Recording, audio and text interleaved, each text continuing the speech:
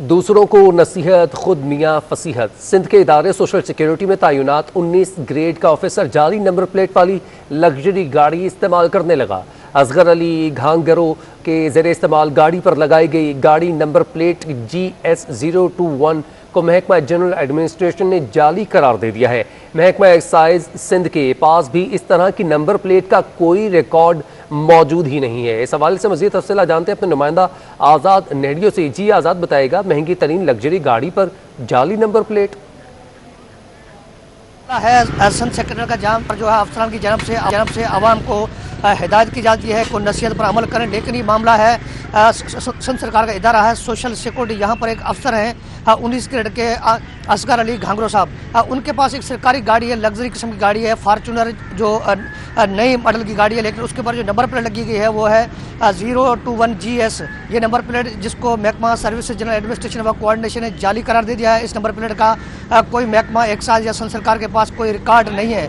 महकमा general administration का अफसर का कहना है कि नंबर प्लेट मुकम्मल तौर पर जाली है और संत सरकार की जनब से 2008 के बाद में कोई सरकारी गाड़ियाँ खरीद नहीं की गई है। तो ये सरकारी फार्चूनर गाड़ी आई कहाँ से? ये गाड़ी कहा जाता है कि इस अफसर की निजी गाड़ी है जिसने जाली नंबर प्लेट लगाकर इस्तेमाल करना शुरू करी। ये गाड़ी संत सेक्रेटरी में दिखाई देती है। यहाँ के सिक्योरिटी एहलकार मौजूद है, उनके बावजूद भी संत सेक्रेटरी मौजूद रहती है और रेड जोन के इलाकों में घूमती रहती है। ये गाड़ी इस वक्त असगर अली घांगरो के ज़रिए इस्तेमाल है, जो इस वक्त 19 ग्रेड के अफसर हैं, जो साबिक एडिशनल सेक्रेटरी तालीम थे और इस वक्त सोशल सिक्योरिटी में वहाँ पर तैनात है। लेकिन ये अफसर जो है खुद कानून हाथ में उठाकर जाली नंबर प्लेट गाड़ी इस्तेमाल करने लगे हैं, लेकिन संत सरकार की जानब से इस अफसर के खिलाफ कोई कार्रवाई नहीं की गई। ठीक है, बहुत शुक्रिया आज़ाद नेडियो, आपने अपडेट किया। आपको बताएं कि सिंध हाई कोर्ट में पेट्रोल कीमतों में इजाफे के खिलाफ मौलवी इकबाल हैदर और दीगर की दरख्वास्तों पर समाअत हुई है। अदालत ने पेट्रोलियम मसनूआत की कीमतों में इजाफे के खिलाफ तफसीलात तलब कर दी हैं।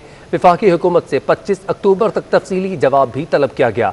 अदालत ने इस्तफसार किया कि पेट्रोलियम मसनूआत की कीमतों में इजाफे का क्या फार्मूला है, पेट्रोल पर फी लीटर कितना टैक्स वसूल किया जा रहा है। इस हवाले से मज़ीद तफसील जानते हैं नुमाइंदा सिटी 21 बिलाल अहमद से। बिलाल, बताएगा क्या तफसीलात हैं? जी, सिंध हाई कोर्ट में पेट्रोल की कीमतों में इजाफे के खिलाफ दरखास्तों की समाअत हुई है, जिस पर अदालत ने वफाकी हुकूमत से जामी रिपोर्ट तलब कर ली है 25 अक्टूबर के लिए।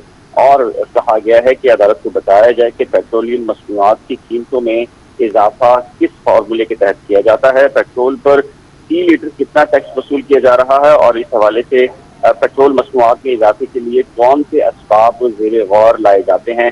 25 अक्टूबर तक के लिए रिपोर्ट तलब की गई है। ये दरखास्त मौलवी इकबाल हैदर और दीगर ने दायर कर रखी थी। 1 जून 2019 में जब इजाफा हुआ था तब भी ये दरखास्त दायर की गई थी, जिसकी आज समाअत की है अदालत ने और वफाकी हुकूमत से 25 अक्टूबर तक के लिए जवाब तलब कर लिया है। जी ठीक है, बहुत शुक्रिया बिलाल अहम, आपने अपडेट किया।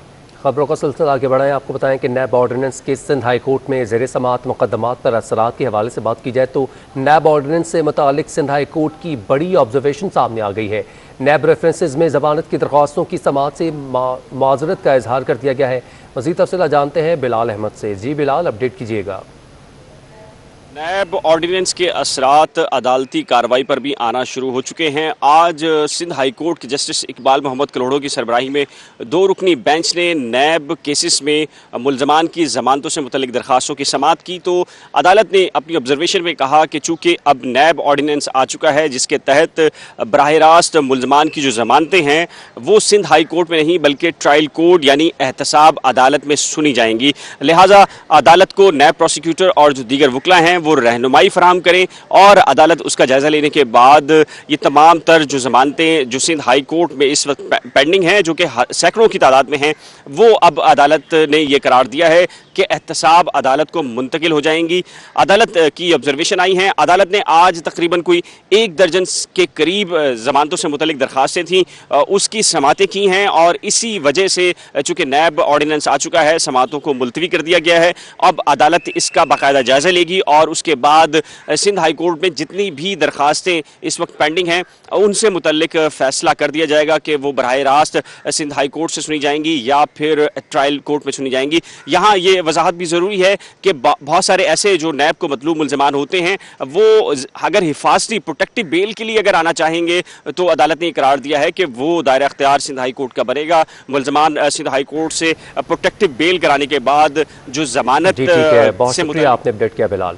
मोहसिन पाकिस्तान के इंतकाल पर वकला ने अदालती अमूर मुअत्तल करके यौम सोग मनाया। वकला ने मरहूम की मग़फ़िरत के लिए दुआएं की।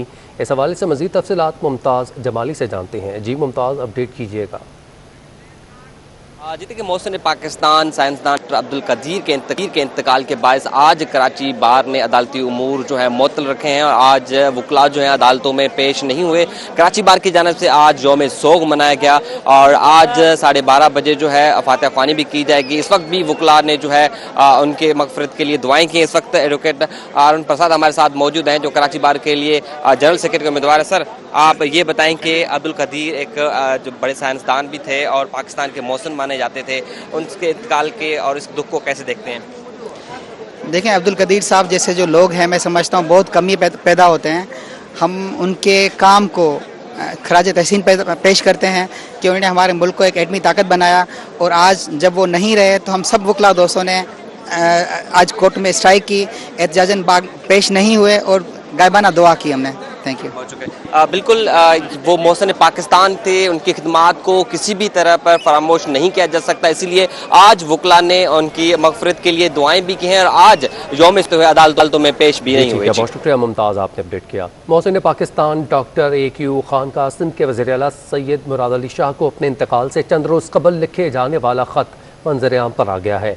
ख़त में डॉक्टर AQ खान ने वज़ीर आला का शुक्रिया अदा करते हुए कहते हैं कि मेरे सूबे के वज़ीर आला सैयद मुराद अली शाह के आपने इस मुश्किल घड़ी में मुझे याद रखा। उन्होंने मज़ीद लिखा कि वज़ीर आज़म और पंजाब, खैबर पख्तूनख्वा, बलूचिस्तान के वज़राए आला तो मेरे मरने की खुशखबरी का इंतज़ार कर रहे हैं। गर्मी का राज है। शहर का मौजूदा दर्जा हरारत 32 डिग्री सेंटीग्रेड है। मुल्क के शुमाली इलाकों में होने वाली बर्फबारी के बाद कराची वाले सर्दी के मुंतज़िर हैं।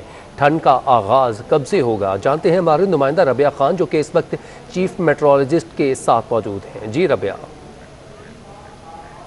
आज बिल्कुल कराची के मौसम की अगर बात करें तो आज भी दिन के औकात में कराची वालों को गर्मी का सामना करना पड़ेगा। ज़्यादा से ज़्यादा दर्जा हरारत 36 डिग्री सेंटीग्रेड तक रहने का इम्कान है। कराची वाले जो कि सर्दी का इंतज़ार कर रहे हैं, तो सरदार सरफराज हमारे साथ मौजूद है, चीफ मेट्रोलॉजिस्ट। इनसे ज़रा जानते हैं कि कराची में अभी सर्दी का कोई इम्कान है या नहीं है, क्योंकि मुख्तलिफ इलाकों में हम मुल्क के देख रहे हैं कि वहाँ पर बर्फबारी का सिलसिला जारी है, लेकिन कराची वाले जो है वो गर्मी से परेशान है। सरदार साहब बताइएगा, कब कराची वालों को सर्दी नसीब होगी? देखिए, कराची में अक्टूबर का महीना वैसे गर्म होता है। मई का और इसका अक्टूबर का इत्तेफाक से जो एवरेज टेम्परेचर है वो 35.5 यानी मई के एवरेज औसत टेम्परेचर के बराबर होता है अक्टूबर का। तो इसलिए हम कह सकते हैं ये दूसरा गर्म तरीन महीना होता है और तीसरा फिर जून होता है। तो इसमें यही दिन के औकात में गर्मी रहती है और रात में अलबत्ता टेम्परेचर अब बेहतर होने लगे हैं, जैसे 26 के आसपास रह रहा है। आज बिल्कुल सरदार सरफराज का यही कहना था कि कराची वालों को सर्दी के लिए इस बार भी दिसंबर तक इंतज़ार करना पड़ेगा, लेकिन जो है वो हल्की हल्की सर्दी का आगाज़ हो चुका है मुख्तलिफ इलाकों में होने वाली बर्फ़बारी के बाद। और आज भी शहर में कम से कम दर्जा हरारत रात में 26 डिग्री सेंटीग्रेड रिकॉर्ड किया गया। महकमा मौसम याद है कि आज दिन में गर्मी और रात में जो है वो हल्की हल्की सर्दी का कराची वाले जो है वो ठीक है। बहुत शुक्रिया रबिया खान, आपने अपडेट किया। सिंध हाई कोर्ट ने हाउसिंग सोसाइटीज़ में घपलों से मुतालिक DG नैब सिंध को ज़ाती हैसियत में तलब कर दिया है। जस्टिस इरफान सादित खान की सरबराही में 2 रुकनी बेंच के रूबरू हाउसिंग सोसाइटीज़ में घपलों से मुतालिक दरख्वास्त पर समाअत हुई। सिंध हाई कोर्ट ने DG नैब सिंध को ज़ाती हैसियत में तलब कर दिया। अदालत ने DG नैब सिंध से पेश न होने पर वजाहत भी तलब की है। अदालत ने हिदायत की कि DG नैब सिंध रिकॉर्ड के हमरा 14 नवंबर को खुद पेश हों। इससे कबल भी अदालत ने एक और केस में DG नैब को तलब किया था, लेकिन वो पेश नहीं हुए थे। सिंध हुकूमत ने गंदम के मामले पर पाकिस्तान तहरीक इंसाफ को सख्त तनकीद का निशाना बनाया है। सूबाई वज़ीर इस्माइल राहू कहते हैं वफाकी हुकूमत की नज़र सिंध की गंदम पर है। नाअहल चाहते हैं कि हम उनसे वो गंदम खरीदें जो उन्होंने महंगी बाहर से मंगवाई है। सूबाई वज़ीर ज़राअत सिंध इस्माइल राहू का मज़ीद कहना है कि सिंध हुकूमत की वजह से पंजाब, KPK और इस्लामाबाद में कैसे आटा महंगा हो गया। वफाकी हुकूमत अपने मुल्क की गंदम बाहर एक्सपोर्ट करके नाकिस गंदम मंगवा कर पंजाब की आवाम को खिला रही है।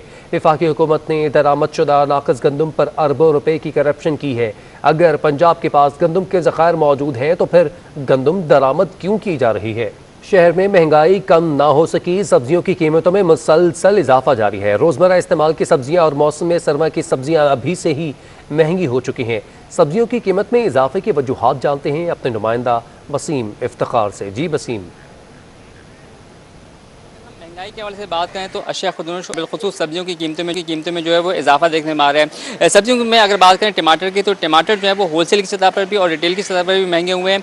होलसेल की सतह पर जो मंडी जराये का बताना है कि टमाटर 20 रुपये इजाफे जो है वो अब 90 रुपये फ़ी किलो पर पहुँच गए हैं। और इसी तरीके से रिटेल में टमाटर जो है वो 100 रुपये और 120 रुपये फ़ी किलो तक फ़रोख्त हो रहे हैं। मटर के हवाले से बात करें तो मटर भी महंगा हुआ है। मटर जो है वो रिटेल की सतह पर 40 रुपये महंगा होकर 360 रुपये से बढ़कर तकरीबन 400 रुपये फ़ी किलो तक पहुँच गया है। आलू और प्याज जो है वो उसकी कीमतों में भी इजाफा देखने में आ रहा है। लाल आलू जो है जो कि पहले 60 रुपये था वो अब 70 रुपये फ़ी किलो हो गया। और इसी तरीके से प्याज जो है वो तकरीबन 50 से 60 रुपये फ़ी किलो रिटेल की सतह पर फ़रोख्त हो रही है। सफ़ेद आलू जो है वो 50 से 60 रुपये फ़ी किलो तक फ़रोख्त हो रहा है। इसी तरीके से अगर बात करें दीगर सब्जियों में, तो दीगर सब्जियों में जिसमें लौकी है, खीरा है और कुछ सब्जियाँ ऐसी हैं जिनकी कीमतों में ताहाल जो है वो इस्तेकाम रिकॉर्ड किया गया है। जबकि मटर के हवाले से और गाजर के हवाले से कहना है कि इसकी तलब में जो है वो इजाफा हुआ है, ताहम सप्लाई कम है, तो इसकी वजह से गाजर और जो मटर है उनकी कीमतों में इजाफा है। और इसी तरीके से टमाटर के हवाले से कहना है कि उसकी पहले जो है वो जो फरावानी थी, जो रसद थी वो बेहतर थी, जिसकी वजह से टमाटर की कीमतें कम हुई थी। ताहम अब जो है वो टमाटर की जो तलब भी हम उसकी सप्लाई कम है, तो इस वजह से भी टमाटर की कीमतों में भी इजाफा। बहुत शुक्रिया वसीम, आपने अपडेट किया। अब कारोबारी हफ्ते के पहले रोज़ स्टॉक मार्केट में कारोबार के मस्बत आगाज़ के बाद मंदी का रुझान रहा। मार्केट की सूरत हाल और मंदी की वजह जानते हैं हमारे नुमाइंदा सलाल वड़ाइद से, जो कि इस वक्त पाकिस्तान स्टॉक मार्केट में मौजूद हैं। जी सलाल। बिल्कुल, कारोबारी हफ्ते के पहले रोज़ पाकिस्तान स्टॉक एक्सचेंज में कारोबार का मुस्बत आगाज़ हुआ, जिसके बाद से मार्केट में मंदी का रुझान देखने में आ रहा है। सरमायाकारों की जानिब से मोहतात रवैया अख्तियार किया जा रहा है। गुज़िश्ता 1.5 से 2 माह की बात करें तो मार्केट जो है तकरीबन 1500 से 2000 बैंड के दरमियान काम कर रही है। मार्केट जो है 44,000 से 45,000 और 45,500 की सतह के बीच में ही ट्रेड करी है। इस वक्त में 100 इंडेक्स की आपको ताज़ा तरीन सूरत हाल बता चलें, जैसे कि आप देख सकते हैं इस वक्त भी मार्केट 341 पॉइंट्स की कमी से 44,136 की सतह पर ट्रेड कर रही है। मार्केट में सरमायाकारों की जानिब से मोहतात रवैया क्यों इख्तियार किया जा रहा है, इसके ऊपर वजह जानने के लिए हमारे साथ स्टॉक ब्रोकर हैं और ये इन्वेस्टर भी है, जिब्रान सरफराज मौजूद हैं। इनसे जानते हैं। जिब्रान भाई बताइएगा